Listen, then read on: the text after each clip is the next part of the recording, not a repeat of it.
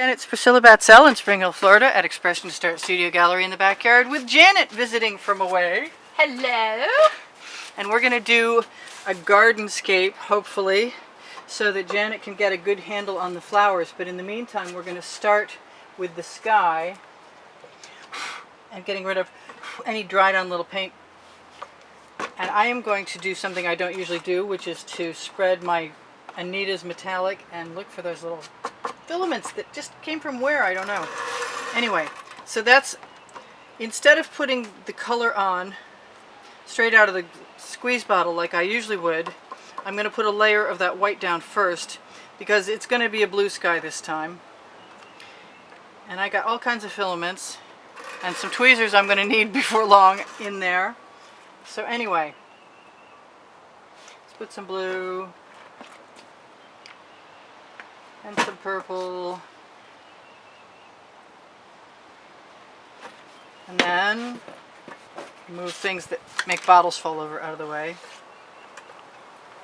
And then I'm going to take my spatula and just head down, right down the edge and up on the edge. And whatever we get is what we get.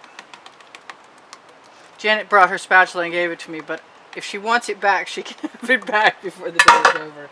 Not going to want it back. Okay.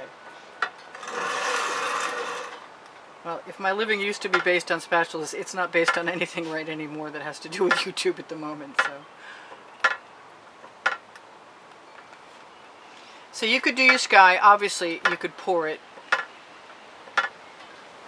But I love my spatula sky, so Janet will forgive me. She says she yells at me while she's watching me at home, so this is better than that at least. But be ready. I am going to take whatever's here and use my finger. I can always touch up areas that look like they have less canvas on them tomorrow. I always wish that I could get that canvas to not show at the edge, but it's really hard. And then I stick my finger in twice. But skies look more like that than, so I'm not going to worry about it. Someday I'm going to figure out exactly how to fix that. But this is not that day. So, now I have great colors there. I'm going to scrape off my spatula on the edge. Run it up. It's blending. These scapes will always have the potential for needing a frame, I'm afraid. I'm going to wipe off my spatula so I don't come back to it later with filaments on it. I am going to create, quick like a bunny, and then I'm going to add paint on the bottom half of this. I am going to create some grassy area, and I may put it on with a scoop or a shovel just because I don't know if I'm going to pour it out of this. I'm not putting the bottom half on because I want it to be very liquid.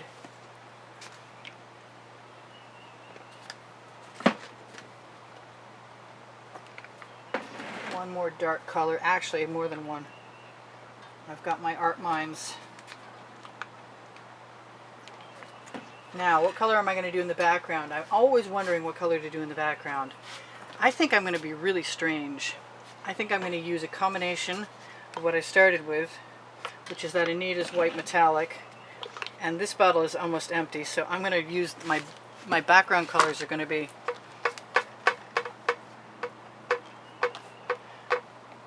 pink, because it's going to be sunset. I just moved my brand new sharp-ended tweezers indoors yesterday, and now I can't find them. So I'm going to run that right down the edge really quickly. And this is my paint to help other paint flow. And it shouldn't make too much difference. It's extremely sheer, so it's the perfect background.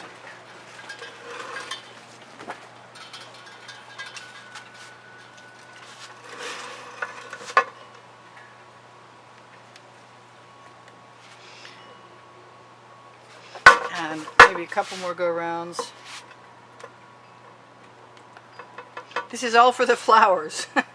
I probably could have thrown a bunch more colors in there so it would be dark, but I kind of like the idea of it being light because I don't recall that I've done this yet. I like to change things up every time, do something a little bit different.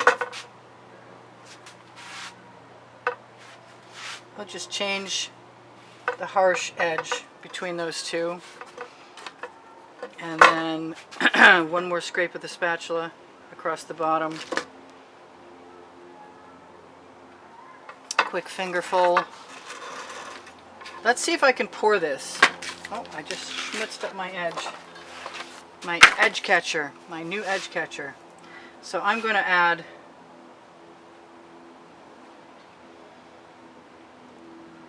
random dribbles, and then more random dribbles. And I'm going to save a little bit of that paint back. I might let it all go down to one corner, so, or one side, one edge in the box, so I have it to use. And I'm going to go what I usually call, well, I want to say I want to go the wrong way, but I think what I'm going to do is I'm going to use this bamboo skewer and just start out by adding some vertical lines in there right now. Especially, I love those patterns over there, but I want something to go over the edge right now. So I'm just going to use what's handy. As often I'll come back later and the edge needed some help that it didn't get at the time when the paint was really nice and wet. And seldom, if ever, have I done this way. And who knows if it's going to work or not, but we'll give it a try. It's a start, and that is all it is just a start. So I'm going to take my, see if I can swivel that around for Janet. She's seen this, she's done this. So before I go all the way that direction, I'm also going to come and swivel myself around again. I'm going to try and come back again and let all the paint go down and see what happens with the pink edge, because I wasn't thinking at all. I should have just left the bottom alone, to tell you the truth.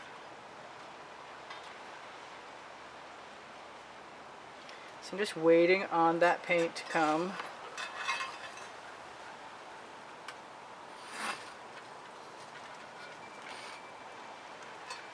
I'm going to rock it a little bit to spread it out. I'm going to move it down so it'll cover more areas. And then I'm going to probably let it, yeah, I'm going to let it go right back up again by squeezing the residuals on. See if I can switch that around again. So I have more texture in the bottom. And whatever, if there are spaces that I want to fill, I can take that paint right off my edge catcher with Janet's least favorite tool. And that I'm going to do right now. I'm going to do that right now.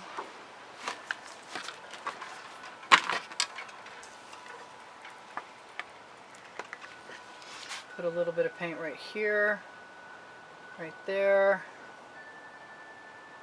And the paint on the edges will flow right down over the side, which is convenient for me. And I'll use the paint flowing off of the spatula to add some more marks.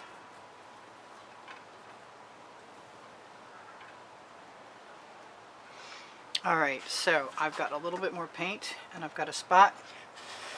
Usually I would like to have a little more negative space in the bottom of one of these. That's going in the bucket. My edge catcher is got a little schmutz on it, but not too bad. Let's see what I got. I've got Time for Chain, which I'm going to stick right in the bottom and let flow right up. I'm going to make sure I pick it up at the end.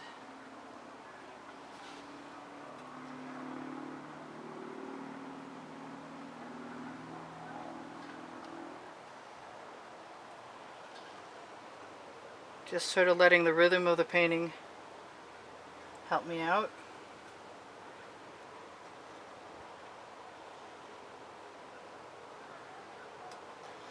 Fortunately, it's not a hot day out here, which means that the paint won't dry as quickly as it can at other times.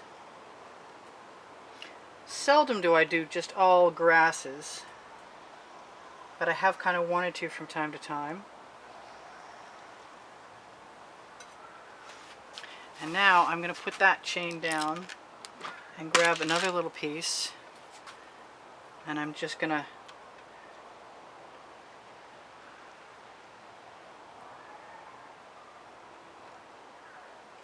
loop it around.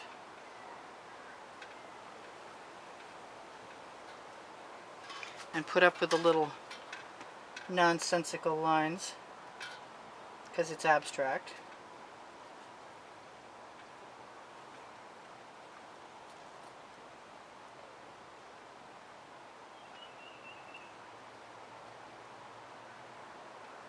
Oh, that was a really long one. That's okay.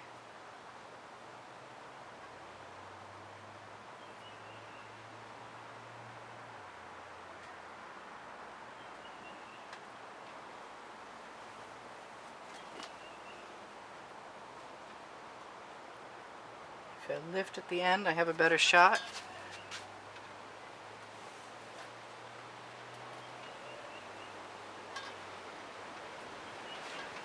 Alright, we're getting close.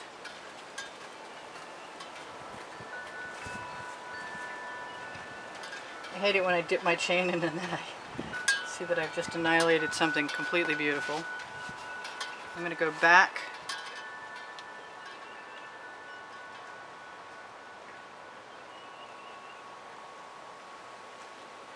Throw that in the bucket. I'm going to grab a spatula and just pull a few little tweaks so it looks like there's foliage on the foliage. Well, that's not really foliage, on the stems. I should say on the stems. Almost time for chain pulls. You can pull your spatula right down through to create lines. You could probably use a fork, but that'd be a lot too regular. Use my spatula just to tap in the drips on the edge. I'm not hating any of that. It's a very weedy garden indeed.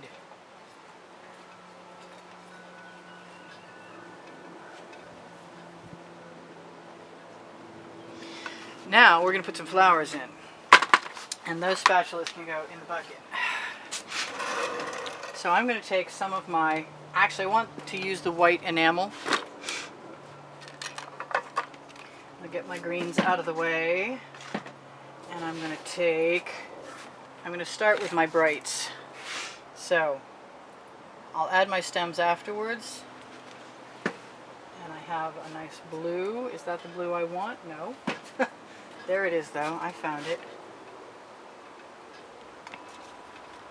That one never looks like it's shaken enough.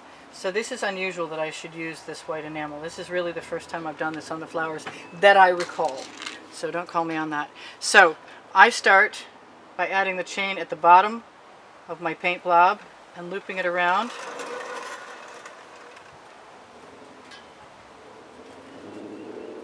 And that's it. Right there.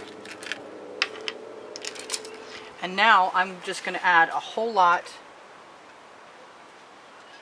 of similar stuff and hopefully whip right through this.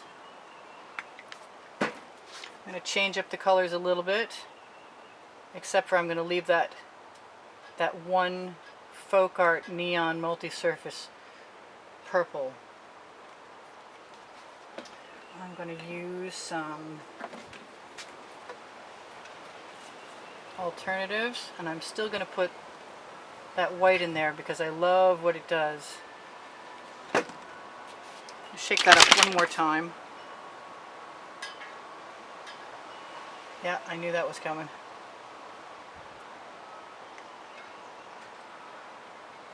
I guess I'm just putting 4 colors in instead of, yeah, alright, fine, be that way. I'm going to add a little bit more of that. It doesn't really matter. They're all going to get done in a very similar way.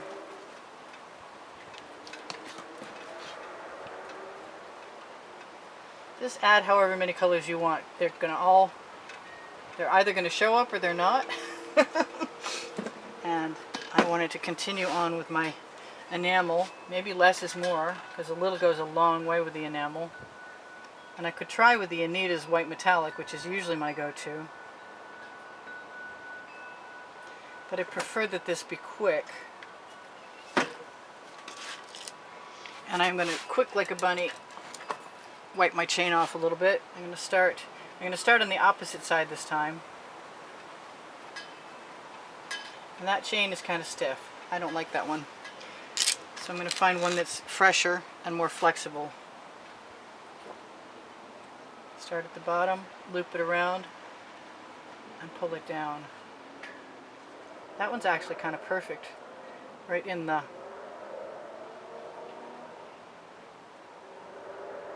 We'll do 2 flowers or 1 bud, whatever you want to say. Go the opposite way, loop around. I'm going to go turn it back around the other way. Same thing. I'm going to go turn it around, pull it up and down. I want some more white in there. And I've got enough residual paint on my chain. Stop swinging. Now is good. We're going to be out of time in 2 minutes. So I should tell you whatever I'm going to tell you and try and finish. I wish I could pick up all that paint and put it down on the other side. I'm just going to quick like a bunny keep doing this. I use GAC 800 in all my paint mixes. That way, if I leave a little puddle of paint and it's heavy, I don't worry about it. So I'm just spinning that around because I can. Like the name of my book on the Amazon link. Show more underneath the video. So if you guys need to find my videos, there's over 1,200 of them. And you can find them on my channel on created playlists. And I think that's pretty okay, except for I've got great residual paint on my chain, and I'm just going to put it right in there.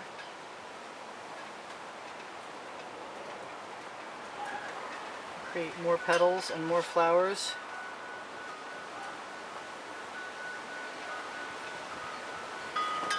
It's just a gentle tug. Getting the chain to stop swinging first is really the big deal about this. So I love you guys. There's almost 86,000 of you. There may actually be 86,000 of you by now. Oh, I like those colors. I really don't want to destroy them.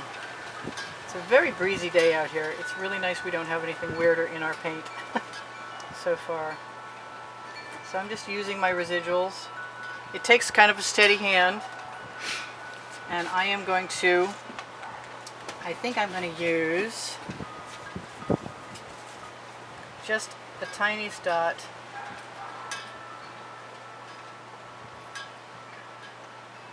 of folk art. Now I can't, alright, we got 1 minute left. So if you guys want to help me out, please watch the videos longer. I will obviously be adding stems at some future point. But I'm just going to pull that dot down very gently before pulling it out to the edges around the flower.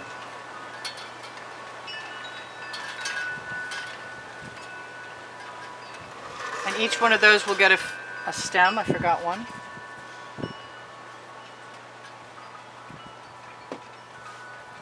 And it's a start.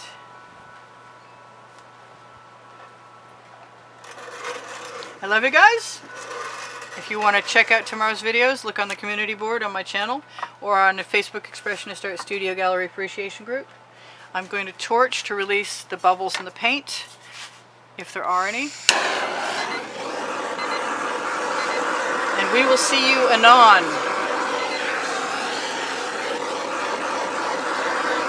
This is Priscilla and Janet in in Spring Hill, Florida, in the backyard, saying I see something I should fix, and I'm going to steal some paint to do it.